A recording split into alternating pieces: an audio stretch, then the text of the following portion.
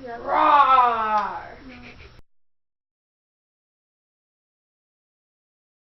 Can you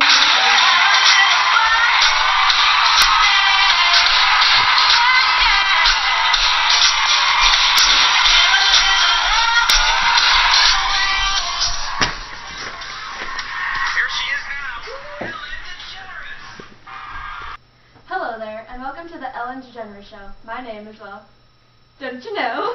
Ellen.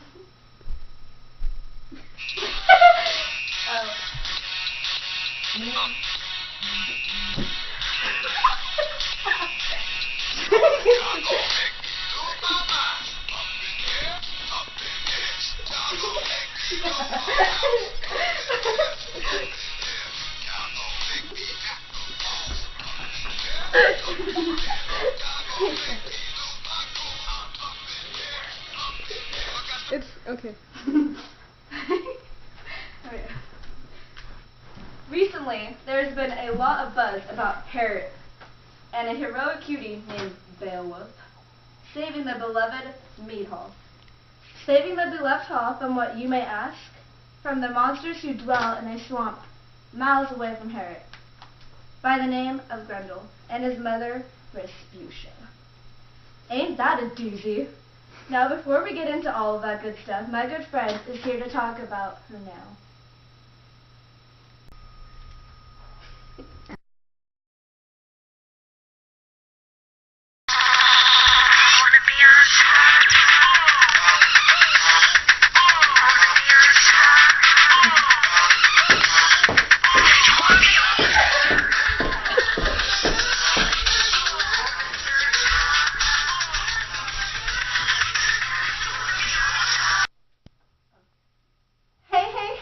How's everyone doing today? My name is Tyra.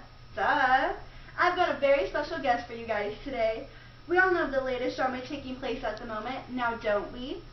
Everyone's talking about the battle of Grendel's mama, Respucia.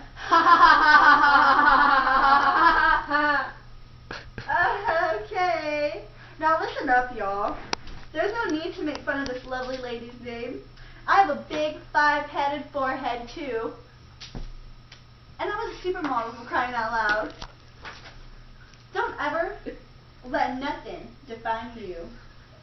Now, let's all give a warm welcome to Miss Respucia. No laughs, please, just claps. As we listen and sympathize with her on her side of the story, welcome, Respucia. Hello there. Now, tell everyone why you're here today. I'm here to discuss my views on my son's battle with the geese, and let me tell you, those views aren't pretty. I'm so sorry. You must be having an extremely hard time with this. How are you feeling? Tyra, my beautiful baby died. How do you think I'm feeling? Anger, revenge, coursing through my motherly. Oh, child! Oh, child! Oh, child! Oh, no! I'm so sorry for the way you feel, girl. Respucia, even though he died, don't you feel bad for all those people that he killed? Do you feel the way Grendel attacked on Harriet out of the destruction and the fact that he had no friends was wrong? Don't you feel even the slightest bit of sadness for those innocent people murdered by your son? No way. Why would I ever feel sorry for any of those drunks? All they do is rub their glory in my poor little baby's face. My little Brenda and I have just tried to mind our own business and live peacefully in our swamp, but the way those horrid geese rub their comitatus in our face makes us sick. Grendel couldn't take it anymore, and he had to stand up to them and fight back. Don't let them fool you. They're not victims here. Wow, those are some strong words you have going on here.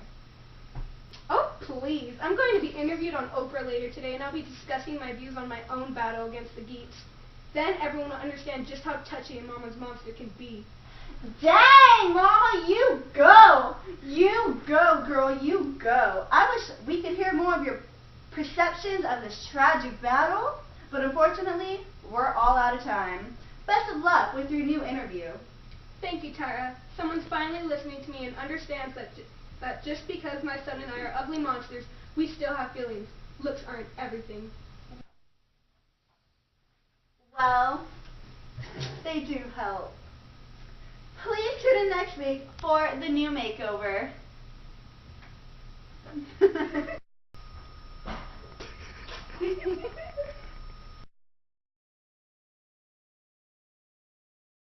So nice to have you here, Rasputia. You know, the hot topic everyone's been discussing recently has been the battles between your family and the Geeks, along with Beowulf. I'm sure many of us tuning in today, along with myself, have been following you and your interviews on recent talk shows. I've watched you on Ellen, and I just watched you on Tyra this morning. Your views and beliefs are extremely interesting and intriguing, and we would all love to hear more of your thoughts. Thank you for having me, Oprah. And well, what can I say? What do you expect me to say? To just let things blow over? Think again. After the death and killing of my beautiful baby boy, I had to fight for him. I had to stand up.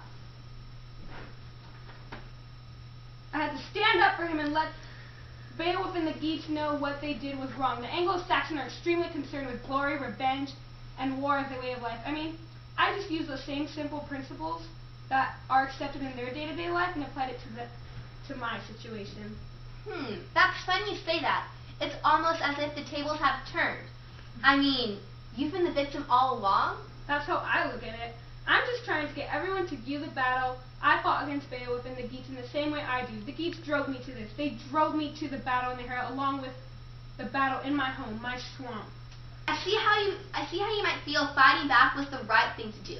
But don't you feel guilty for hurting Hrothgar and killing one of his greatest friends? I mean, let alone killing him seems atrocious, but keeping his head for everyone to see, rubbing it in their faces.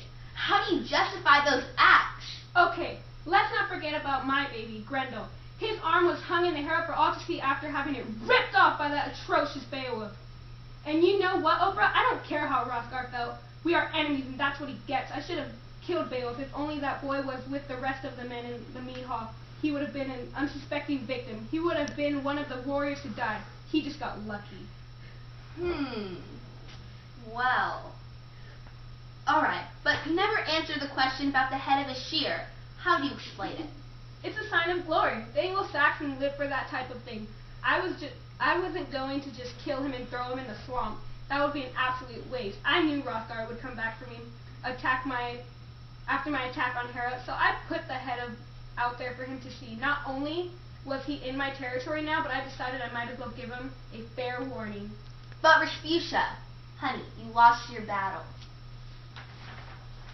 Only because that little twit Beowulf found my sword in my dome. I'm still proud of myself because the monsters didn't go down without a darn good fight. I see. All of your points are very valid, and they do make sense. I'm sorry, but we're just out of time. Thank you so much for coming, Rasputia, and we wish you well. Tune in next Tuesday for next week's